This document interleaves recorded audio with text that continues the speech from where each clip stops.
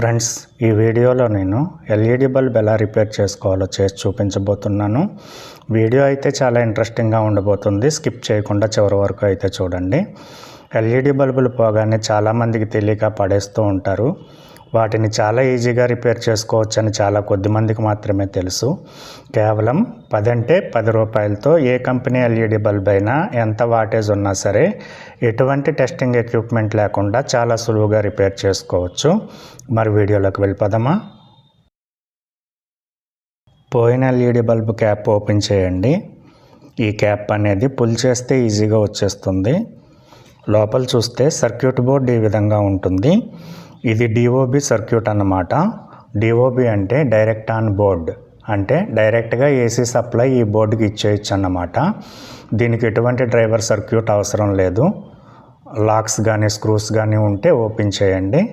అలానే వైర్స్ కూడా సర్క్యూట్ నుంచి రిమూవ్ చేయండి. కొన్ని బల్బ్స్కి లోపల సర్క్యూట్ ఉంటుంది. అటువంటిది ఏమన్నా ఉన్నట్లయితే అది కూడా రిమూవ్ చేసేయండి. మనకి సప్లై వైర్స్ మాత్రమే ఉండాలి, ఇంకేమీ ఉండకూడదు. సో హీట్ సింక్ నుంచి ఈ బోర్డు సెపరేట్ చేసేయండి. ఈ బోర్డు ఒకటి మారిస్తే సరిపోతుంది, ఇంకేమీ చేయక్కర్లేదు. వైర్స్ లెంత్ సరిపోకపోవచ్చు, కొద్దిగా వైర్ షోల్డరింగ్ చేయండి. డ్రైవర్ సర్క్యూట్ ఉన్న బల్బ్స్ని ఎలా రిపేర్ చేయాలి అనేది కూడా నేను ఇంతకుముందు ఒక వీడియో చేశాను. చూడకపోతే పైన ఐకార్డ్స్లో ఇస్తున్నాను చూడండి. 2 వైర్స్ టచ్ కాకుండా ఇన్సులేషన్ టేప్ వేసేయండి. ఏదైనా నేర్చుకోవడం కానీ ట్రై చేయడం కానీ తప్పు కాదండి. ఒకసారి కాకపోతే రెండోసారి అయినా సక్సెస్ అవుతారు. ఆ తర్వాత ఎక్స్పర్ట్స్ అయిపోతారు. చెయ్యాలి, నేర్చుకోవాలి అనే తపన ఉండాలంతే. నా వల్ల కాదు అంటే ఏది కాదు. ఈ ఎల్ఈడి బోర్డ్స్ అమెజాన్ నుంచి తెప్పించాను.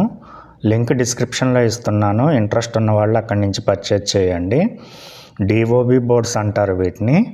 20 బోర్డ్స్ వచ్చేసి 200 చిల్లర పడింది. అంటే ఒక్కోటి 10 రూపాయలు పడింది.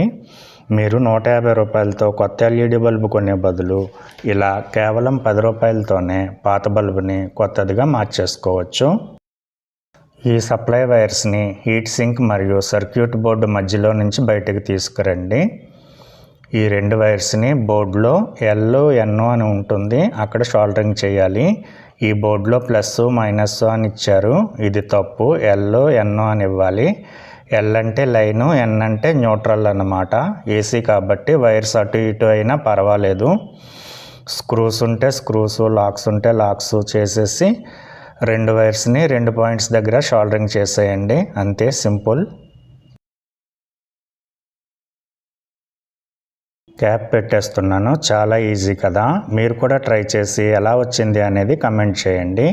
అలానే ఈ వీడియోని ఒక లైక్ చేసి మీ ఫ్రెండ్స్ అండ్ ఫ్యామిలీ మెంబర్స్కి కూడా షేర్ చేయండి. మరిన్ని వీడియోస్ కోసం సబ్స్క్రైబ్ చేసుకోవడం మర్చిపోకండి. Thanks for watching.